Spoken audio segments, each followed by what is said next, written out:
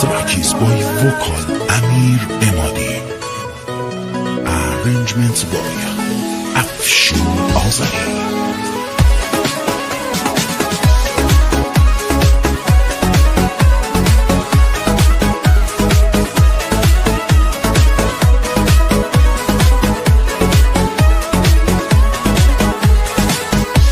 چند روزه با هم کاری نداری، منم و این دل حالی به حالی، خودم از خودم ای دارم میپرسم که تو منو دوستم داری نداری.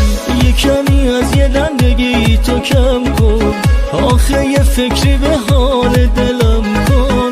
تا که میام بگم کجای عشقم، بهم میگی بابا برو دلم کن. دلم اگه خسته از کار توه یا اگه شکست از کار توه، دل بیقرارم دار و ندارم، آخه بی انصاف مال توه.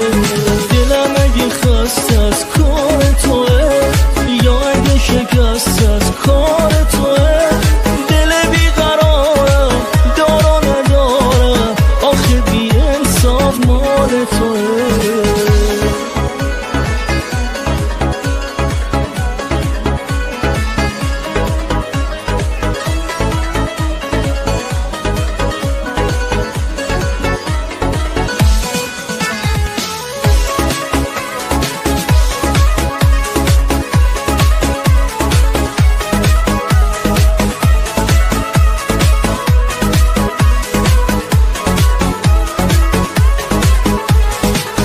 نمیدونی چقدر حالم عجیبه، چشات یه لحظه از یادم نمیره.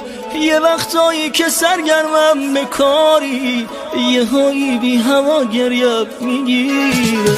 غرورم خوبه ولی تا یه حدی، یعنی چی یه هایی گذاشتی رفتی. منی که این همه تو رو میخوامت، یعنی چی این چه کاری بود تو کردی. دلم اگه خسته از کار توه یا اگه شکست از کار توه، دل بیقرارم دار و ندارم، آخه بی انصاف. دلم اگه خسته از کار توه یا اگه شکست از کار توه،